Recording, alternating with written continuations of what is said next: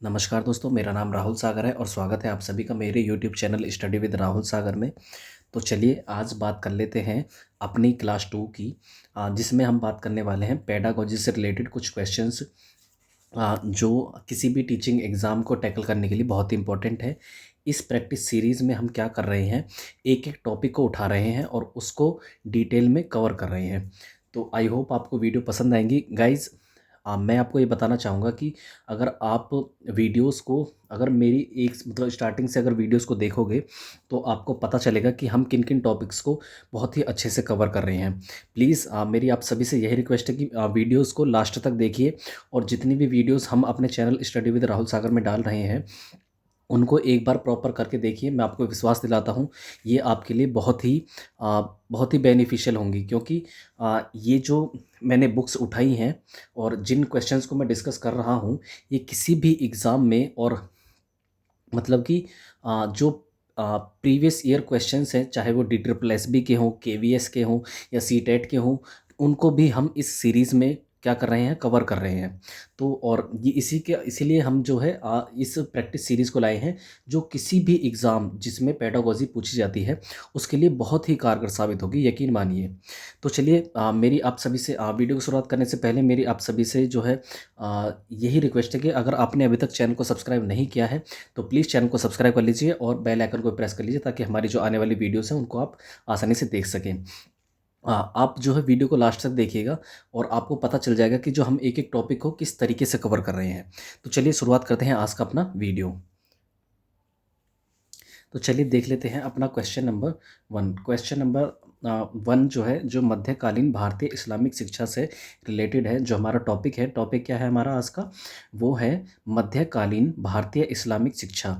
मतलब जो भारत का जो मध्यकाल था उसमें जैसे कि आप सभी जानते हैं कि उस टाइम पीरियड के दौरान जो है मुसलमानों का राज था। ठीक, मतलब इस्लामिक शिक्षा वहाँ पर दी जाती थी उस समय पर। तो और इस्लामिक ग्रंथों से ही शिक्षा दी जाती थी। चलिए इसके बारे में डिटेल में जान लेते हैं क्या क्या है इसमें। ठीक, क्वेश्चन नंबर 1 है हमारा, मतलब क्वेश्चन नंबर 42 है। इससे पहले में हमने एक वीडियो बनाई है जिसमें हमने जो प्राचीन भारतीय शिक्षा प्रणाली थी, जिसमें हमने वैदिक शिक्षा प्रणाली को पढ़ा है। अगर आपने अभी तक वो वीडियो नहीं देखी तो प्लीज़ जाइए, आप पहले उसको देख लीजिए, आपको बहुत ही अच्छी लगेगी, क्योंकि वो जो वीडियो हमने डिटेल में डिस्कस करी है और जो प्राचीन काल में जो वैदिक शिक्षा प्रणाली थी उसके बारे में क्या क्या है और वो हमने डिटेल में डिस्कस किया है। तो चलिए शुरुआत करते हैं अपनी इस वीडियो की।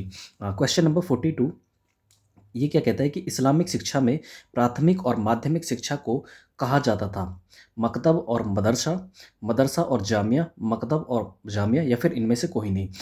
यहाँ पर ऑप्शन नंबर 1 हमारा ठीक है, क्योंकि प्राथमिक शिक्षा और माध्यमिक शिक्षा को इस्लामिक शिक्षा में मकतब और मदरसा कहा जाता था। प्राथमिक शिक्षा को मकतब कहा जाता था और मदरसा कहा जाता था माध्यमिक शिक्षा को। ठीक, तो और इसके बारे में हम देख लेते हैं पीछे क्या इसके बारे में क्या डिटेल दी गई है। तो चलिए यहाँ पर ये है 42वां क्वेश्चन। ये इसमें क्या है, इस्लाम धर्म में प्राथमिक और माध्यमिक शिक्षण संस्थान क्रम से मकतब और मदरसा कहलाते थे। क्या इस्लामिक धर्म में प्राथमिक और माध्यमिक शिक्षण संस्थान क्रम से मकतब और मदरसा कहलाते थे। मकतब में कतब शब्द संलग्न है, मतलब मकतब में कतब शब्द जो है जुड़ा हुआ है। जैसे यहाँ देखेंगे आप, मैं के ते बे, तो इसमें क्या है, कतब शब्द जुड़ा हुआ है, जिससे कुतुब और किताब शब्द बना है। जिससे क्या बना है, कुतुब और किताब शब्द बना है, किससे, कतब शब्द से ही।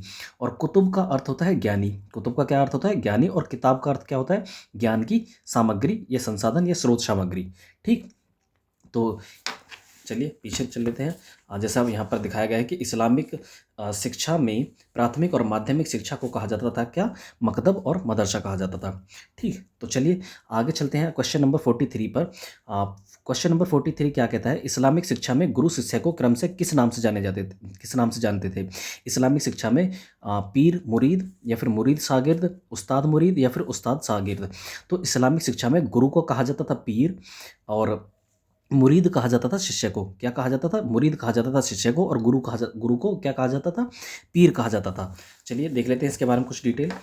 जैसा कि यहाँ पर दिया हुआ है 43, ये जैसे कि इस्लाम में शिक्षक को मौलवी, इस्लाम धर्म में शिक्षक को मौलवी, पीर और शिष्य को मुरीद कहा गया है। मुरीद शब्द से मुराद बना है, मुरीद शब्द से ही मुराद बना है, और मुराद का अर्थ होता है कोई इच्छा या कोई मन्नत, कोई डिज़ायर, ठीक, मतलब मुराद का अर्थ अर्थ का क्या होता है? मुराद का अर्थ होता है कोई इच्छा, कोई डिज़ायर या फिर कोई मन्नत। ठीक, परिश्रम एवं गुरु भक्ति से जो शिक्षा पूरी होती उसे मुरीद पूरी होना कहा जाता था। ठीक, क्या कहा जाता था? मुरीद पूरा होना कहा जाता था, जब परिश्रम और गुरु भक्ति से जो शिक्षा पूरी होती थी। ठीक, तो चलिए अगला क्वेश्चन देख लेते हैं। इसका आंसर क्या है? पीर और मुरीद।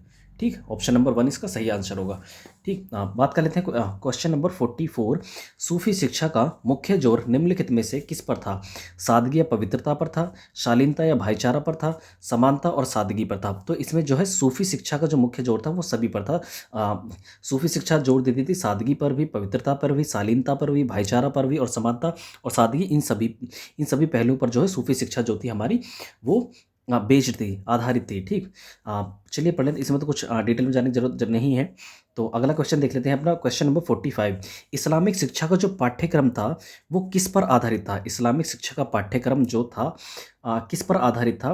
कुरान पर था, हदीस पर था, शरीयत पर था या कलमा उलेमा पर था?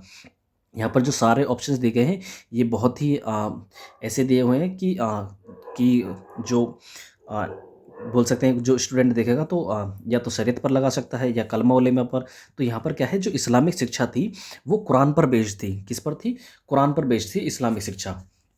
ठीक, चलिए इसके बारे में जान लेते हैं हम, क्या है 45 है ये। जैसे प्राचीन भारतीय शिक्षा के लिए अध्ययन पुस्तक धर्म ग्रंथ ही थे। मतलब जो प्राचीन काल में जो शिक्षा दी जाती थी वो किस पर बेस्ड थी? वो थी धर्म ग्रंथों पर। धर्म ग्रंथों के आधार पर ही प्राचीन भारतीय शिक्षा प्रणाली आधारित थी। शिक्षा धर्म आधारित थी, इसलिए धर्म ग्रंथ ही पाठ्य पुस्तक के रूप में मान्य थे। मतलब जो धर्म ग्रंथ थे उनको ही एज ए बुक पढ़ाया जाता था। ठीक, इस्लाम के धर्म ग्रंथ कुरान, मतलब इस्लाम के धर्म ग्रंथ कुरान हो गए, और ईसाइयों के धर्म ग्रंथ हो गया बाइबल हो गया, और हिंदू धर्म का जो मूल ग्रंथ था वो था वेद, कालांतर में उपनिषद और गीता। क्या था? उपनिषद और गीता। जैसे कि हमने बताया कि उपनिषद क्या थे? वो गुरु और शिष्य के जो प्रश्नोत्तर से जो संबंधित ग्रंथ है वो क्या है? उपनिषद है। ठीक, और गीता, मतलब इस तरीके से जो धार्मिक ग्रंथ है वो प्राचीन काल की शिक्षा प्रणाली में ही क्या थे? एक तरीके से एज ए बुक प्रयोग किए जाते थे। ठीक, हाँ, सिखों का जो धर्म ग्रंथ गुरु ग्रंथ साहब को माना जाता है। क्या? सिखों का जो ग्रंथ गुरु है वो गुरु ग्रंथ साहब को माना जाता है। हिंदू शिक्षा ज्ञान कर्म भक्ति पर जोर देती है। जो हिंदू शिक्षा है वो ज्ञान कर्म और भक्ति पर जोर देती है। ठीक, कुछ यहाँ पर कुछ इंपॉर्टेंट पॉइंट है। इस्लाम के देवदूत को नबी कहते हैं। क्या कहा जाता है? इस्लाम के देवदूत को नबी कहा जाता है, और मोहम्मद साहब को आखिरी नबी कहा गया है। क्या? मोहम्मद साहब को आखिरी नबी कहा गया है। नबी, देवदूत और पैगंबर, एक सेकंड, नबी, यहाँ पर इस्लाम के देवदूत को नबी कहते हैं और मोहम्मद साहब को आखिरी नबी कहा गया है। नबी, देवदूत और यहाँ पर दिया गया है पैगंबर समानार्थक शब्द है। पैगंबर मोहम्मद का संबंध अरब स्थित मक्का मदीना से रहा है। क्या? पैगंबर मोहम्मद का जो संबंध है वो अरब में स्थित मक्का मदीना से रहा है, और इस्लाम की जो पैदाइश है वो 723 ईस्वी मानी जाती है। क्या मानी जाती है? 723 ईस्वी। ठीक, तो चलिए देख लेते हैं अपना अगला अगला क्वेश्चन। इसका आंसर क्या है? वो है कुरान पर आधारित थी। ठीक, बात कर लेते हैं अगले क्वेश्चन की। अगला क्वेश्चन नंबर 46। पैगंबर के अनुयायी मुसलमान शब्द का अर्थ क्या था? अर्थ है, मतलब पैगंबर के अनुयायी मुसलमान शब्द का अर्थ था पुराना, मतलब पूरा ईमान वाला। क्या था? ऑप्शन नंबर 1 जो है यहाँ पर ठीक होगा, पूरा ईमान वाला। या फिर अगर इसके ऑप्शंस के अदर ऑप्शंस की बात करें तो ये है पूरा पवित्रकारी, दूसरा है, और ऑप्शन नंबर 3 है पूरा पैगंबर समर्थक, या फिर पूरा इस्लाम वाला। तो यहाँ पर क्या था? मुसलमान शब्द का जो अर्थ था वो था पूरा ईमान वाला, पूरा ईमान वाला। ठीक, तो चलिए यहाँ पर कुछ अगला क्वेश्चन है हमारा 47। प्रचलित धर्म दिए गए हैं कुछ, हिंदू, मुस्लिम, सिख और ईसाई। ठीक, और उनका जो शिक्षा दर्शन था वो किस पर बेस्ड था ये दिया गया है यहाँ पर। जैसे हिंदू जो था वो ब्रह्म दर्शन शिक्षा थी, मुस्लिम जो थी वो धार्मिक शिक्षा थी, और ईसाई जो थी वो क्या थी? आधुनिक शिक्षा पर बेस्ड थी, और सिखों की जो शिक्षा थी वो कृषि शिक्षा पर ज़्यादातर जोर दिया करते थे। ठीक, आप इसको देख सकते हैं। ठीक, हिंदू ब्रह्म दर्शन शिक्षा, मुस्लिम धार्मिक शिक्षा, ईसाई आधुनिक शिक्षा, और सिख जो थे वो कृषि शिक्षा पर थे। ठीक, तो चलिए अगला क्वेश्चन देख लेते हैं अपना। अगला क्वेश्चन है हमारा 48, जिसमें क्या कहा गया है? भारत में इस्लामी शिक्षा प्रारंभ, जो इस्लामिक शिक्षा परंपरा है वो कब प्रारंभ हुई थी? मुस्लिम शासनकाल में, ब्रिटिश शासनकाल में, प्राचीन शासनकाल में, या फिर स्वतंत्र भारत में? तो आप सभी जानते हैं कि जब मुस्लिम काल था तो उसी टाइम में इस्लामी शिक्षा जो परंपरा थी वो तब प्रारंभ हुई थी, मतलब मध्यकाल में। ठीक, तो ये क्या है, मुस्लिम शासन काल में भारत में इस्लामी शिक्षा परंपरा जो थी वो प्रारंभ हुई थी। यहाँ पर ऑप्शन नंबर 1 जो है इसका करेक्ट आंसर है। ठीक, अगला क्वेश्चन है हमारा 49। मुस्लिम शिक्षा के संबंध में निम्नलिखित में से कौन सा कथन सत्य है? मुस्लिम शिक्षा के संबंध में निम्नलिखित में से कौन सा कथन सत्य है? यह परंपरावादी शिक्षा थी, यह रूढ़िवादी शिक्षा थी, यह धर्म आधारित शिक्षा थी, या फिर उपरोक्त सभी? तो यहाँ पर दिया गया है उपरोक्त सभी, आंसर इसका दिया गया है। 49 की बात करें, मैं आपको दिखा देता हूँ, ये एक सेकेंड, यहाँ पर देखिए, ऑप्शन नंबर इसका क्या है, 4 सही है। मुस्लिम शिक्षा परंपरावादी और रूढ़िवादी है। समय के दौर में खुद सामयिक नहीं बना पाने के कारण आज भी परंपरागत विधियों प्रविधियों से कुरान, हदीस व शरीयत आदि की पढ़ाई बच्चों के लिए अनिवार्य बनाया गया है। धर्म, अल्लाह, रोजा, ज़कात, नबी का आख्यान और जमात के नियमों का पालन सभी पाठ्यक्रम के अनिवार्य हिस्से हैं। ठीक, मतलब एक कहने का मतलब यह है कि जो इस्लामिक शिक्षा थी वो जो थी एक तरीके से धार्मिक ज़्यादा थी, मतलब धार्मिक धर्म ग्रंथों पर ज़्यादा बेस करती थी। ठीक, तो चलिए अगला क्वेश्चन देख लेते हैं अपना। अगला क्वेश्चन है हमारा ये क्वेश्चन नंबर 50। क्वेश्चन नंबर 50 है हमारा, मुस्लिम व इस्लामिक शिक्षा से जुड़ा समुदाय निम्नलिखित में से कौन सा था? मुस्लिम व इस्लामिक शिक्षा से जुड़ा समुदाय निम्नलिखित में से कौन सा था? तुर्क खिलजी, मुगल लोधी या तुगलक अफगान? ये सभी थे, ये जो सभी थे मुस्लिम एवं इस्लामिक शिक्षा से जुड़े हुए सभी समुदाय थे। तुर्क हो गए, चाहे तुर्क की बात कर लीजिए, खिलजी खिलजी वंश की बात कर लीजिए, या फिर लोधी वंश की बात कर लीजिए, या फिर अफगान वंश की बात कर लीजिए, ये सभी जो थे ये इस्लामिक शिक्षा से जुड़ा हुआ समुदाय थे। ठीक, तो चलिए बात कर लेते हैं अपने अगले क्वेश्चन की। तो यहाँ पर आज जो ऑप्शन होगा, जो राइट आंसर होगा वो होगा ऑप्शन नंबर 4, मतलब उपरोक्त सभी। ठीक, तो चलिए अगला क्वेश्चन देख लेते हैं अपना 51। क्या है? 51। इस्लामिक शिक्षा प्रणाली की प्रमुख शिक्षा पद्धति क्या है? इस्लामिक शिक्षा प्रणाली की प्रमुख शिक्षा पद्धति क्या है? पाठ्य पुस्तक को रटना, शिक्षा द्वारा भाषण, या फिर खेल प्रणाली, या फिर प्रश्न उत्तर प्रणाली? इसका जो सही आंसर है वो है ऑप्शन नंबर 1, पाठ्य पुस्तक को रटना। इस्लामिक शिक्षा प्रणाली की जो प्रमुख शिक्षा पद्धति थी वो क्या थी? पाठ्य पुस्तक को रटना। इसका जो है हम डिटेल में देख लेते हैं इस क्वेश्चन के बारे में, जो आंसर है वो क्या दिया गया है। 51 की बात करें हम तो ये दिया गया है यहाँ पर, ये क्या है, रटना इस्लामी शिक्षा प्रणाली की प्रमुख पद्धति थी। पाठ्य पुस्तक का पढ़ना, बोलकर पढ़ना सामूहिक रूप से किया जाता था। जिस कुरान की पाठ झूमकर की जाती थी वह लकड़ी की तख्तियों पर रखी जाती और एक एक पंक्ति को बार बार बोलकर दोहराया जाता था। तो यहाँ पर क्या है, आंसर नंबर जो है 1, ऑप्शन नंबर ए जो है वो सही आंसर है। ठीक, एक सेकेंड, क्या है, ऑप्शन नंबर 1, पाठ्य पुस्तक को मतलब रटना। ठीक, यहाँ पर दिया गया है पाठ्य पुस्तक को रटना जो है ये सही आंसर है। ठीक, बात कर लेते हैं 52 की। इस्लामिक शिक्षा परंपरा किन किन मूल्यों को आत्मसात करने में पीछे रही? आधुनिकीकरण, मानवीकरण, जनतंत्रीकरण और उपरोक्त सभी? तो इस्लामिक शिक्षा जो है इन सभी परंपरा या फिर मूल्यों को आत्मसात करने में, असिमुलेट करने में ये जो है क्या रही है, पीछे रही है। किन किन को? आधुनिकीकरण को, मानवीकरण को और जनतंत्रीकरण, इन सभी को आत्मसात करने में पीछे रही है। ठीक, अब बात कर लेते हैं क्वेश्चन नंबर 53 की। निम्नलिखित में से किस स्थान को सूफियों का निवास स्थान कहा गया है? ईदगाह को, निकाहगाह को, या खानकाह को, या फिर सैरगाह को? तो जो स्थान था सूफियों का, जो निवास स्थान था, उसे क्या कहा जाता था? आश्रम कहा जाता था। और उसे सही जो नाम था उसका वो था क्या? खानकाह। क्या था? खानकाह। ठीक, तो चलिए बात कर लेते हैं अगले क्वेश्चन की। अगला क्वेश्चन है हमारा क्वेश्चन नंबर 54। 54 क्वेश्चन क्या है, अकबर महान के गुरु का नाम क्या था? अकबर महान के गुरु का नाम क्या था? ऑप्शन नंबर 1 है हमारा शेख मोइनुद्दीन चिश्ती। ऑप्शन नंबर 2 है शेख सलीम चिश्ती। ऑप्शन नंबर 3 है शेख शरफुद्दीन यहिया। और ऑप्शन नंबर 4 है शेख सरहिंदी। तो इसका सही आंसर है ऑप्शन नंबर 2, शेख सलीम चिश्ती। अकबर की बात कर ले तो अकबर ने जो है इन्हीं के नाम पर जो है, शेख सलीम चिश्ती जी के नाम पर ही अपने पुत्र का नाम भी क्या रखा था? सलीम रखा था। जो आगे आगे जाकर कौन हुए हैं इसके बारे में हम देख लेते हैं। ठीक, क्या है क्वेश्चन नंबर 54। अकबर जिस सूफी गुरु को बहुत मानता था वह शेख सलीम चिश्ती थे। क्या थे? शेख सलीम चिश्ती उनके गुरु थे। वे चिश्तिया सिलसिले से आते थे। और जब अकबर का पुत्र पैदा हुआ तो वो सूफी सलीम चिश्ती के पास गए और नामकरण करने की प्रार्थना की। उस चिश्ती संत ने अपना ही नाम सलीम उस अकबर पुत्र को दे दिया, जो आगे चलकर कौन बना? जहांगीर कहलाया था। क्या कहलाया था? जहांगीर कहलाया था। ठीक, तो अगर हम इसके अगर हम उस नहीं छोड़िए, आगे चलते हैं। ये क्वेश्चन नंबर 55 क्या है? क्वेश्चन नंबर 55, सूफी गुरुकुल को किस नाम से जाना जाता था? सूफी गुरुकुल को किस नाम से जाना जाता था?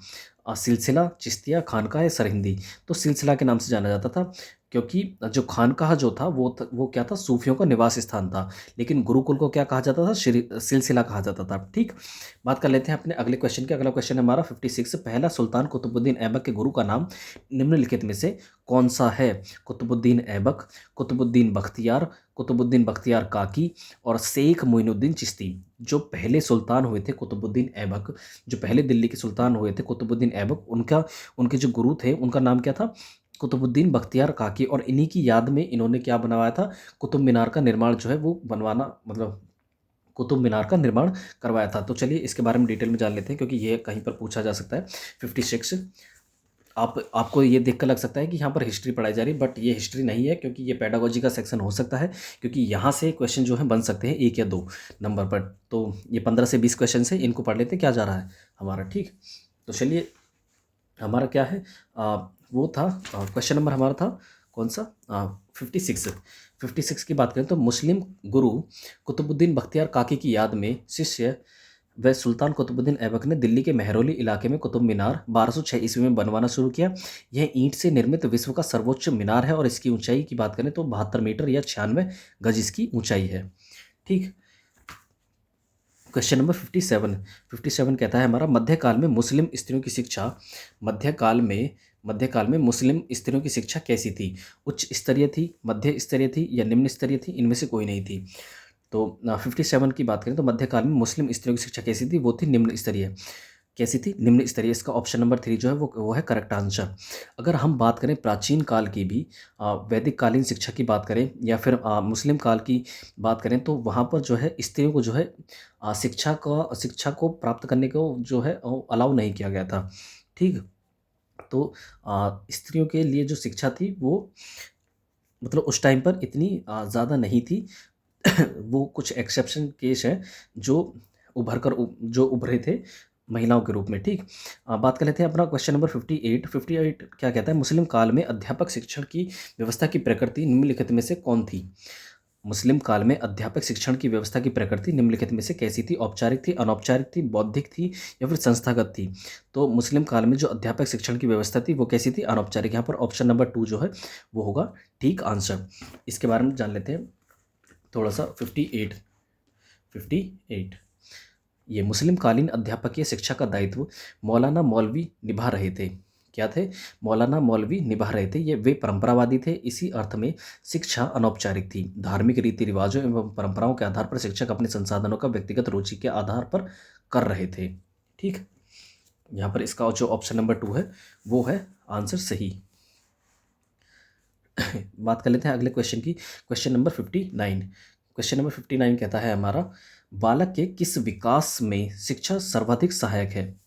बालक के किस विकास में शिक्षा सर्वाधिक सहायक है? सामाजिक विकास में, मानसिक विकास में, सर्वांगीण विकास में या नैतिक विकास में? बालक के लिए जो है शिक्षा जो है एक तरीके से होलिस्टिक डेवलपमेंट करती है एक बच्चे का, चाहे वो किसी भी एस्पेक्ट से जुड़ा हुआ हो, चाहे वो फिजिकल एस्पेक्ट से जुड़ा हुआ हो, कॉग्निटिव से जुड़ा हुआ हो, या फिर सोशल से जुड़ा हुआ, या फिर इमोशनल से जुड़ा हो। मतलब कहने का यह है कि चाहे वो शारीरिक पहलू हो या फिर चाहे वो संज्ञानात्मक हो या फिर इमोशनल संवेगात्मक हो या फिर किसी या इंटेलेक्चुअल, मतलब बुद्धि भी उसमें शामिल है। मतलब एक तरीके से बच्चे के जो विकास करती है शिक्षा जो है एक तरीके से बच्चे का पूर्ण रूप से विकास करती है। सर्वांगीण विकास में सहायक है क्या? शिक्षा, एजुकेशन। ठीक, बात कर लेते हैं अगले क्वेश्चन की। अगला क्वेश्चन है हमारा क्वेश्चन नंबर 16। बालक के सर्वांगीण विकास के लिए क्या आवश्यक है? धार्मिक शिक्षा, धार्मिक कार्यक्रम, धार्मिक ज्ञान या खेलकूद एवं नृत्य नाट्य? तो यहाँ पर क्या है, बालक के सर्वांगीण विकास के लिए क्या है आवश्यक है? यहाँ पर ऑप्शन नंबर 1 जो है वो करेक्ट आंसर होगा क्या? धार्मिक शिक्षा। क्या होगा? ऑप्शन नंबर 1 जो है करेक्ट आंसर होगा क्या? धार्मिक शिक्षा। ठीक, बात कर लेते हैं अपने अगले क्वेश्चन का। अगला क्वेश्चन क्या कहता है हमारा अगला क्वेश्चन कहता है 61। भारत में पाठ्यक्रम को किसकी जानकारी से अधिक उपयोगी बनाया जा सकता है? स्थानीय जानकारी, भारत का इतिहास, भारत का भौगोलिक ज्ञान या फिर भारतीय संस्कृति का ज्ञान? अगर हम मतलब भारत के पाठ्यक्रम को किसकी जानकारी से अधिक उपयोगी बनाया जा सकता है? तो इसका आंसर सही जो है वो होगा ऑप्शन नंबर 4, भारतीय संस्कृति का ज्ञान। अगर हम इंडियन कल्चर को अगर हम करिकुलम में इंडियन एजुकेशन सिस्टम के करिकुलम में अगर शामिल करते हैं तो इंडियन एजुकेशन सिस्टम को अधिक उपयोगी और अधिक जो है एक तरीके से डेवलप्ड किया जा सकता है। ठीक, तो चलिए बात कर लेते हैं अगले क्वेश्चंस की। ये क्वेश्चंस जो है यहाँ पर ख़त्म होते हैं और जो हमारा जो अगला टॉपिक होने वाला है वो होगा क्या, जो हमारा टॉपिक होगा अगला, ब्रिटिश भारतीय शिक्षा प्रणाली। क्या होगा? ब्रिटिश भारतीय शिक्षा प्रणाली। इसमें जो है कुछ ज़्यादा क्वेश्चंस है, इसके लिए दो क्लासेस भी हो सकती हैं। बात करेंगे हम अगले टॉपिक में इससे रिलेटेड। आज जो हमने पढ़ा है वो क्या है? मध्यकालीन भारतीय इस्लामिक शिक्षा। क्या पढ़ा है? मध्यकालीन भारतीय इस्लामिक शिक्षा। ये जो हमने कुछ 20 से 22 क्वेश्चंस करे हैं, ये बहुत ही इंपॉर्टेंट हो सकते हैं किसी भी एग्जाम के पॉइंट ऑफ व्यू से, चाहे वो केवीएस हो, डेटर प्लस भी हो या फिर सीटेट हो। इसमें जो है जो प्राचीन भारतीय शिक्षा प्रणाली अगर ये टॉपिक अगर आपके सिलेबस में दिया है तो ये आपके लिए बहुत ही कारगर साबित होगी। तो चलिए यहीं पर समाप्त करते हैं अपना वीडियो, और मेरी आप सभी से यही रिक्वेस्ट है कि अगर आपने अभी तक चैनल को सब्सक्राइब नहीं किया है तो चैनल को सब्सक्राइब कर लीजिए और बेल आइकन को प्रेस कर लीजिए, ताकि जो हमारी आने वाली वीडियोस हैं उनको भी आप देख सकें। आप मेरी जो है आप सभी से एक और चीज़ है कि हमने जो है एक इसकी सीरीज़ बना, इसकी ये जो पेडागोजी वाली बुक है हिमांशी मैम की, हम उसको कवर कर रहे हैं। आप हमारे चैनल स्टडी विद राहुल सागर पे जाकर इसकी जो क्लासेस हैं वो हमने काफ़ी टाइम पहले शुरू कर दी हैं, जो करीबन 5 से 6 क्लासेस हो चुके हैं, और उसको जो है हम डेली बेसिस पे हम इसमें जो है क्लास कर रहे हैं, और आप इनको जो है आसानी से कवर कर सकते हो इस बुक को उन क्लासेस के थ्रू। ठीक, तो चलिए ख़त्म करते हैं आज का अपने यही वीडियो। Thanks for watching.